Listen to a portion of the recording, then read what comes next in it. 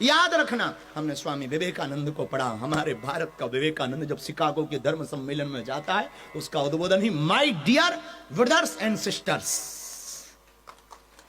पहली बार अमेरिका के लोगों की आंखें खुली कि भारत का कोई आदमी आया जिसने इतने प्रवचनों में भाई और बहन के साथ संबोधन प्रारंभ किया। और मेरे पागलों, भारत के संतों का तो तेज ऊंचा होता ही है। और स्वामी विवेकानंद के तेज को देख करके एक विदेशी महिला आकर्षित हो गई। अब वो विवेकानंद के पास आकर के कहती है, मुझे तुम्हारे जैसा पुत्र चाहिए, मेरे साथ संसर्ग करो। विवेकानंद ने हाथ जोड़ते हुए कहा, बुरा ना माने तो एक बात बोलूं? हाँ हाँ बोलो बोलो। हमारे जैसा पुत्र हो ये जरूरी नहीं। कहां तुम 18 वर्ष इंतजार करोगी, कोख में रखोगी, पालोगी, पोसोगी, जरूरी नहीं वो हमारे जैसा हो। मां एक काम करो, आज से तुम हमारी मां हो, मैं तुम्हारा बेटा। ये भारत के साधु का स्वाभिमान है। मेरे पागलों, तुम बुरा मत मानना, तुम्हें हमारी बातें कड़वी जरूर लगेगी पर बहुत स्पष्ट है। बिस्तर पर ले जाने वाले तुम्हें बहुत मिलेंगे पर मंजिल पर ले जाने वाला कोई एक मिलेगा। बिस्तर पर तुम्हें बहुत ले जाएंगे पर मंजिल पर तुम्हें कोई। ये बात कथा के अनर्गल नहीं है, पर आज की व्यासपीठ से सत्य नहीं बोलेंगे तो कौन बोलेगा?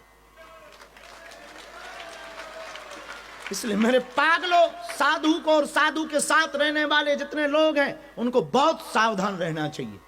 इतना सावधान रहना चाहिए जितना सरहद पर जवान सावधान रहता है।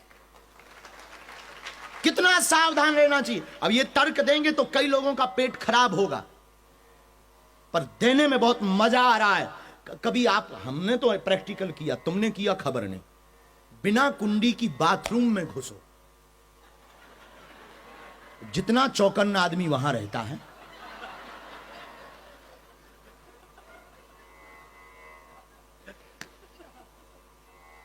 और पब्लिक की और चहल पहल मची हो बाहर, और कुंडी हो ना, और तुम बैठे हो, जितना सावधान वहां आदमी रहता, शायद कहीं रहता होगा कि पोल ना खुल जाए। खिड़की खुली नहीं कि पोल खुली, नजारा कुछ अलग होगा, सितारे कुछ अलग होंगे। वहां बहुत सावधान आदमी रहता है। बुरा ना मानना, ये तर्क देने में तुम्हें मजाक लगेगा, पर मजाक मजाक में मीठी कोली में कड़वी है।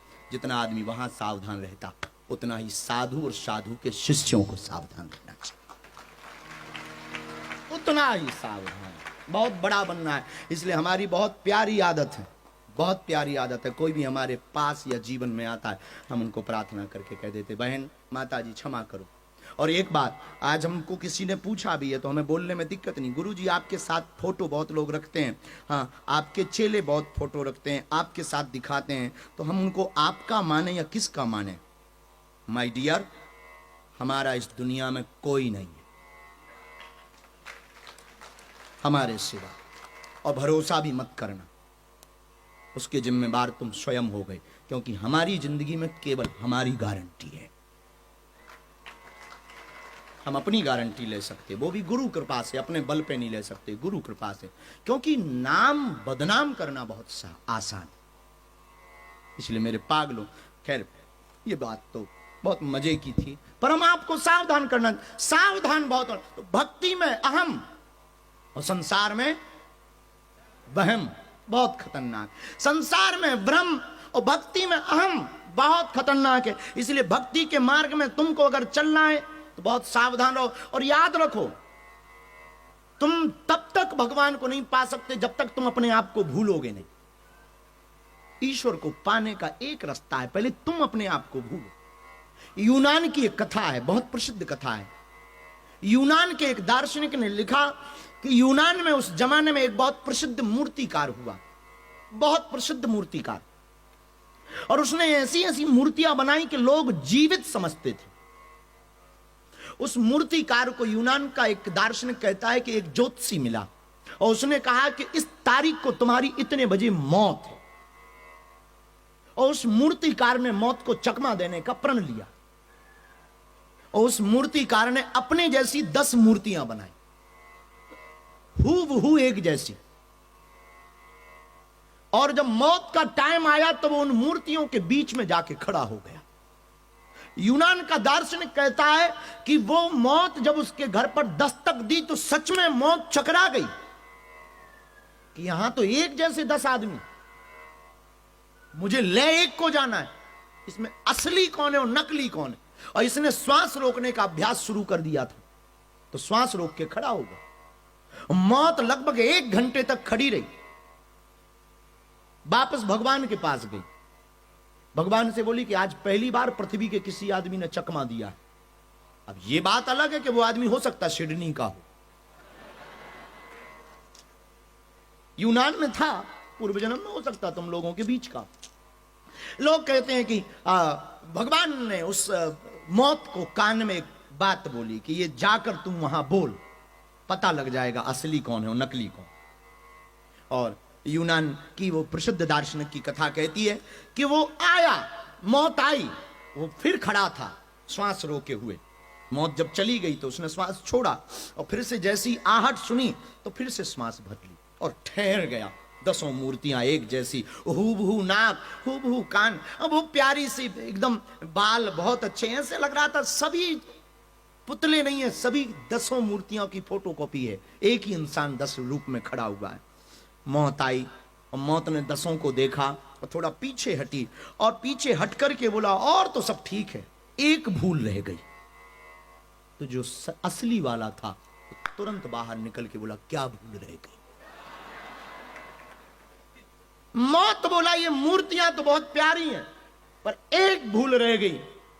तुरंत जिसने मूर्ति बनाई थी वो बाहर निकल आया कि क्या भूल रह गई बता। मौत बोली एक ही भूल रह गई कि तू मैं को भूल गया, तू मैं को भूल रहा।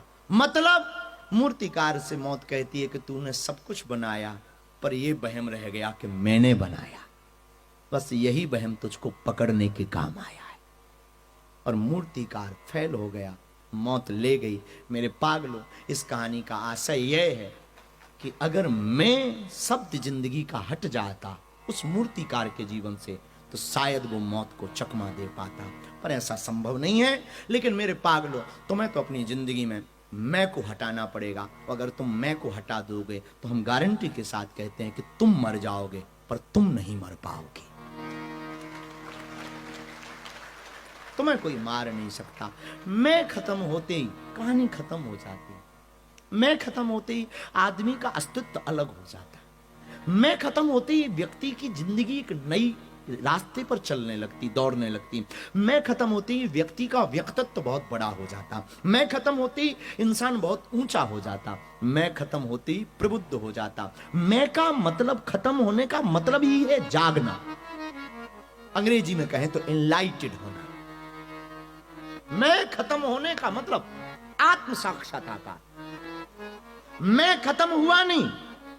और मेरे पागलों, तुम जिंदगी के प्रत्येक क्षण को फेंक रहे हो, बहा रहे हो, जिए जा रहे। जो तुम्हें खाने को मिल रहा खाए जा रहे, कमाए जा रहे। बुरा ना मानना, तुम्हें कमाना चाहिए, हम इसके भी विरोध में नहीं है। हमने कल तुमको सूत्र दिया था कि ऑस्ट्रेलिया और विश्व में रहने वाले लोगों, हमारी कथा को सुनते हो तो हम तुमसे प्रार्थना करें। हम तुम्हें सन्यासी नहीं बनाना चाहते हो, हम सन्यासी बनाने के पक्ष में भी नहीं है तुम्हारे। हम तुमसे कहना चाहते तुम जितने गृहस्थी हो सको उतने रहो, पर तन से संसारी रहो, मन से सन्यासी रहो। तन से तुम संसारी रहो पर मन से तुम सन्यासी रहो। मन से तुम सन्यासी होगे। एक बात और, भ्रम जिंदगी में बहुत खतरनाक होता है।